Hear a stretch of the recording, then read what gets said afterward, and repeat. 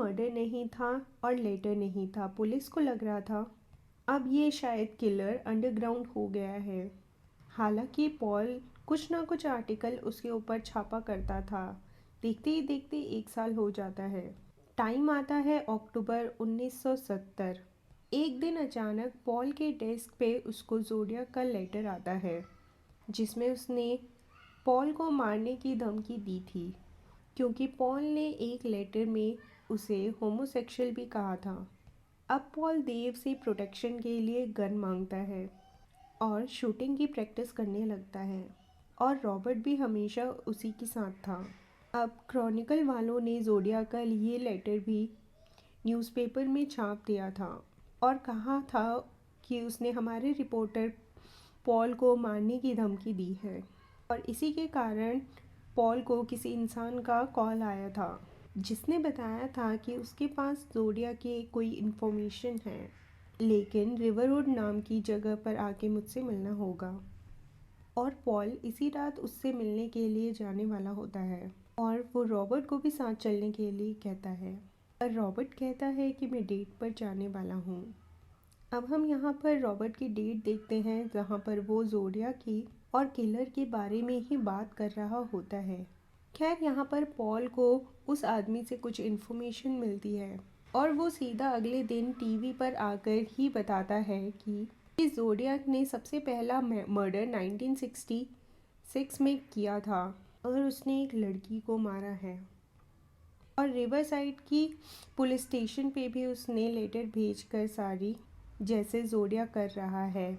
इससे पुलिस का नाम काफ़ी ज़्यादा ही बदनाम होता है, क्योंकि लोगों को लगता है कि पुलिस अपनी इन्वेस्टिगेशन सही तरीके से नहीं कर रही है। और अगले ही दिन देव आर्मस्ट्रॉन्ग और नाकाबंदी के कुछ पुलिस रिवरसाइड पहुंचते हैं इस केस की पूछताछ के लिए, और इनके साथ पॉल एवरी भी होता है। वहाँ के ऑफिसर्स इन्हें बताते हैं। अब वहाँ के पुलिस वाले इन्हें बताते हैं कि चेरी नाम की एक लड़की का 1966 में मर्डर हुआ था और उस किलर ने भी ज़ोडियाक की तरह सबको लेटर्स लिखकर भेजे थे। लेकिन जब उनको मिले हुए लेटर्स और देव को मिले हुए लेटर्स मैच किए जाते हैं तो हैंडराइटिंग मैच नहीं करती है, इसलिए रिवरसाइड का जो सस्पेक्ट था वो उसे नहीं देखते। अब ये देखा जाता है कि किलर काफ़ी फेमस हो गया था और जेल में अक्सर लोग उसके बारे में बात बताने लगते थे। अब देखते ही देखते 8 महीने बीत जाते हैं। आर्मस्ट्रॉन्ग को ऐसे ही इन्वेस्टिगेशन करते हुए एक लीड मिलता है जो बताता है कि कुछ सालों पहले उसके स्कूल में एक जेलीडर था जिसका नाम था आर्थर, जो अक्सर मर्डर की बातें किया करता था। उसने ये भी कहा था कि वो जब भी मर्डर करेगा ज़ोडियाक के नाम रखेगा, और बच्चों को छेड़खानी के चलते उसको जेल हुई थी। अब वो एक मिल में काम करता है, इसलिए देव, आर्मस्ट्रॉन्ग और उसकी पूरी टीम वहाँ जाते हैं। वो आदमी काफ़ी लंबा और हट्टा कट्टा था। पुलिस को देखकर वो ज़रा भी नहीं डरता और वो बोलता है कि उसने ज़ोडियाक होने का दावा अभी तक किसी से भी नहीं किया था। अब बातों ही बातों में पुलिस उसका शूज़ भी देखते हैं जो ज़ोडियाक से मैच होता था, और वो 11 नंबर का था जो सिर्फ मिलिट्री कैंप में मिलता है। इनफैक्ट यहाँ पे खुद आर्थर बताता है कि वो खुद भी पुलिस का सस्पेक्ट था। पुलिस ने काफ़ी बार उसके घर और उसकी गाड़ी में चेकअप भी किया है, और गाड़ी में पड़े जो खून से लथपथ चाकू मिला था उसने उससे अपनी मुर्गी मारी थी। पूछताछ में ये भी पता चलता है कि डार्लिन से जितने जितने भी मर्डर आज तक हुए हैं वो हमेशा उसी की लोकेशन के आसपास हुए हैं। पुलिस को पूरा शक हो जाता है कि यही ज़ोडियाक है। इतना ही नहीं, देव उससे उसकी घड़ी मांगता है जो ज़ोडियाक कंपनी की थी, यानी कि 99% ये लोग श्योर थे कि यही ज़ोडियाक है। लेकिन एक बात से आर्थर छूट सकता था कि आर्थर लेफ्ट हैंडेड था और अभी तक जितने भी लेटर्स लिखे गए थे वो राइट हैंड से हैं। और उसी रात ये तीनों आर्थर के भाई और भाभी से भी जाकर मिलते हैं और इन्हें ज़ोडियाक के लेटर दिखाते हैं पूछताछ के लिए, जहाँ पर आर्थर की भाभी कंफर्म करती है कि जब भी आर्थर उन्हें कोई ग्रीटिंग कार्ड देता था भी वो क्रिसमस में डबल एस इसी तरीके से लिखता था जैसे ज़ोडियाक ने अपने लेटर में लिखा है। अब वो वापस आते हैं और अपने सीनियर को ये सारी इन्फॉर्मेशन बताते हैं। इसके बावजूद उनके पास कोई भी ठोस सबूत नहीं था कि ये मर्डर आर्थर ने ही किए हैं, कि अगर मर्डर किए हैं तो इन्हें कोई फिजिकल एविडेंस चाहिए। यहाँ दूसरी तरफ पॉल की हालत भी काफ़ी ख़राब हो गई थी। अब वो पूरा गाड़ी में शराब से धुत रहता था क्योंकि ज़ोडिया से रिलेटेड आर्टिकल में उसका भी दिमाग खराब हो गया था और एडिटर उसे ये सब चीज़ें बंद करने को कहते हैं, लेकिन पॉल नहीं मानता और सीधा जॉब छोड़कर चला जाता है। यहाँ देव पुलिस के साथ मिलकर आर्थर के घर पर रेड मारता है। यहाँ आर्थर के घर में काफ़ी सारी गिलहरी पड़ी मिलती हैं जिन्हें वो मारकर फ्रिज में रखता था और यहाँ पे काफ़ी गन्स भी मिलती हैं। यहाँ पे ज़ोडियाक होने का कोई भी एविडेंस नहीं मिलता, इसलिए वो आर्थर को अरेस्ट नहीं कर पाते। अब देखते ही देखते इस केस को 4 साल बीत जाते हैं। अब ज़ोडियाक किलर के ऊपर एक पिक्चर मूवी भी बनी थी। देव इस मूवी में जाता है और काफ़ी सदमे में फ्रस्ट्रेटेड होकर बाहर निकलता है और वहीं थिएटर में उसकी मुलाकात रॉबर्ट से होती है। कुछ समय बाद देव का पार्टनर आर्मस्ट्रॉन्ग भी अपना ट्रांसफ़र कर लेता है। वहीं पॉल की जगह पे अब दूसरा राइटर काम पर रखा गया था।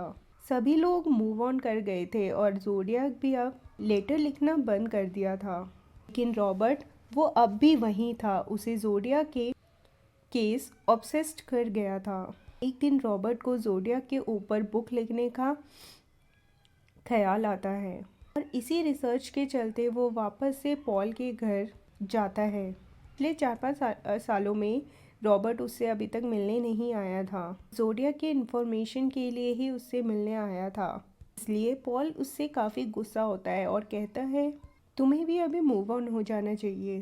ज़ोडियाक ने जितने लोगों को मारा है उससे कई ज़्यादा लोग रोज़ मरते हैं, उनके बारे में भी हमें सोचना चाहिए। और रॉबर्ट को घर से निकाल देता है। अब रॉबर्ट बिना कुछ बोले वहाँ से निकल जाता है, लेकिन अभी भी रॉबर्ट रुकने वाला नहीं था। यहाँ पर हम देखते हैं कि उसकी जो गर्लफ्रेंड थी उसके साथ शादी हो गई थी। उसके खुद के 2 बच्चे भी हो गए थे जिनके ऊपर वो बिल्कुल भी ध्यान नहीं देता था, इसलिए उसकी वाइफ भी नाराज़ रहने लगती है। एक दिन वो टीवी रिपोर्टर से खुद का इंटरव्यू करवाता है और वो पूरी दुनिया को बता देता है कि वो ज़ोडियाक के ऊपर बुक लिख रहा है। लेकिन ये बहुत ही बड़ी चीज़ थी। इसके बाद डायरेक्ट उसके घर में उसको ब्लैंक कॉल्स आने लग गए थे। कोई भी बात नहीं करता था, बस सामने वाला लंबी लंबी सांसें लेता था। यानी अब उसके बच्चे बीवी की जान भी खतरे में थी। एक गुस्से में उसकी बीवी तंग आके उसे छोड़कर चली जाती है, लेकिन तभी भी उसे कोई फ़र्क नहीं पड़ता। अब रॉबर्ट आगे देव से मिलने जाता है कि वो उससे कोई इन्फॉर्मेशन कलेक्ट करे और अपनी बुक में लिख सके। देव रॉबर्ट की डेडिकेशन देखकर उसे कहता है कि तुम नापाबंदी के पुलिस स्टेशन में जाओ, वहाँ पे कैन मार्नो तुम्हारी मदद कर सकता है। फिर रॉबर्ट नापाबंदी पहुंचकर कैन मार्नो से मिलता है। काफ़ी रिक्वेस्ट के बाद कैन मान जाता है और वो उसे डार्लिन और मर्डर्स की फाइल दे देता है। फाइल को स्टडी करके रॉबर्ट को कुछ पॉइंट्स मिलते हैं।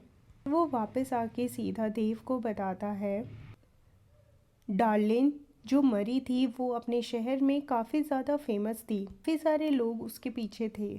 उनमें से खास उसका एक दोस्त था जो जॉर्ज था, लेकिन जॉर्ज की हरकतें काफ़ी अजीब थी, इसलिए डार्लिन उसे अवॉइड करने लगी थी। लेकिन जॉर्ज उसे फिर फॉलो करने लग गया था। अगर वही ज़ोडियाक रहा तो वो डार्लिन को पहले से ही जानता था और रॉबर्ट देव को उसी डायरेक्शन में इन्वेस्टिगेशन करने को कहता है, लेकिन देव मना करता है क्योंकि डार्लिन का केस वेलेरो का था। ऐसे ही देखते देखते 9 साल बीत जाते हैं। अब साल था 1978। अचानक से देव को क्रॉनिकल से कॉल आता है। इतने सालों बाद ज़ोडियाक ने फिर से एक लेटर लिखा था जिसमें उसने लिखा था कि वो देव के ऊपर नज़र रखे हैं और पुलिस इस केस को वापस से ओपन करे, लेकिन सीनियर को देव के ऊपर ही शक आता है कि देव ने ही पब्लिसिटी के लिए ये लेटर लिखवाया है और वो देव को इस केस से सस्पेंड कर देते हैं। और यहाँ दूसरी जगह रॉबर्ट को अब भी लग रहा था कि जॉर्ज ही ज़ोडियाक है और इसीलिए वो डार्लिन की बहन लिंडा, जो कि जेल में है, उससे मिलने के लिए जाता है और लिंडा उसे उस आदमी के बारे में बताती है जो डार्लिन को फॉलो किया करता था। हाँ, रॉबर्ट कहता है कि उसका नाम जॉर्ज था, लेकिन लिंडा बताती है कि उस आदमी का नाम ली है। ये बात सुनकर रॉबर्ट के होश ही उड़ जाते हैं। एक ही झटके में वो सारे डॉट्स कनेक्ट कर लेता है, क्योंकि आर्थर का नाम आर्थर ली था, यानी डार्लिन को जिसने मारा है वो जॉर्ज नहीं आर्थर ली था, और वही शायद ज़ोडियाक हो सकता है। अब रॉबर्ट भागते हुए उस ऑफिसर के पास जाता है जो अभी ज़ोडियाक केस इन्वेस्टिगेट कर रहा था, लेकिन वो ऑफिसर रॉबर्ट को सीरियस नहीं लेता। यहाँ रॉबर्ट की लाइफ भी पॉल जैसी ही बन गई थी। उसने कार्टूनिस्ट का जॉब भी छोड़ दिया था। उसे ज़ोडियाक को कैसे भी पकड़ना है। एक दिन रॉबर्ट की वाइफ उसे मिलने आती है और उसे कुछ लेटर्स देती है। उसमें से एक लेटर में आर्थर ली का ड्राइविंग लाइसेंस था, जो किसी से उसने मंगवाया था। अब रॉबर्ट उसमें आर्थर की बर्थ डेट देखता है और उसका पूरा दिमाग घूम जाता है। और उसकी बर्थ डेट थी 18 दिसंबर, और उसने कई साल पहले इसी डे मेलविन को कॉल किया था और उसकी मेट को बताया था कि आज मेरा बर्थडे है।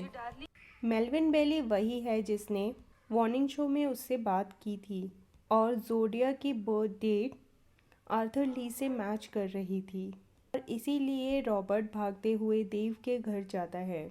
पहले तो देव दरवाज़ा नहीं खोलता, लेकिन आर्थर का नाम सुनने के बाद वो रॉबर्ट से बात करता है और दोनों डाइनर में जाते हैं।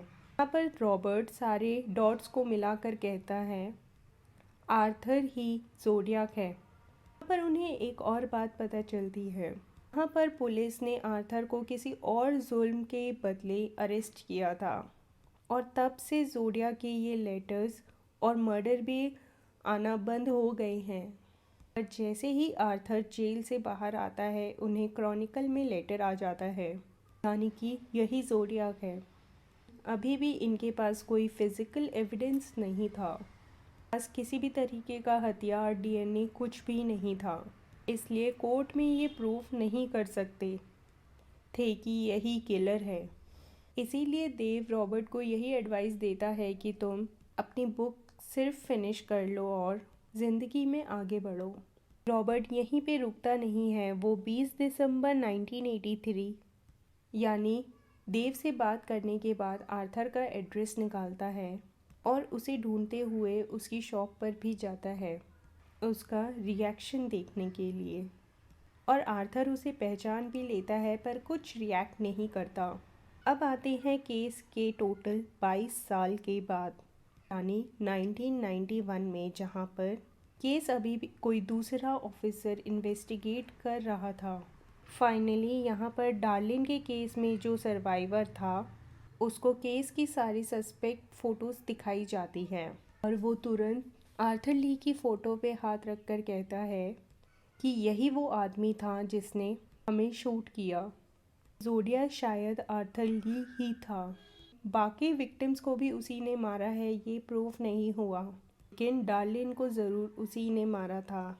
फिर मूवी के अंत में हमें बताया जाता है कि माइक के बयान के बाद आर्थर ली को इन्वेस्टिगेशन के लिए पकड़ा जाता है, लेकिन इसकी मीटिंग से पहले ही आर्थर ली की हार्ट अटैक से मौत हो जाती है। लेकिन आगे चल के 2002 में डीएनए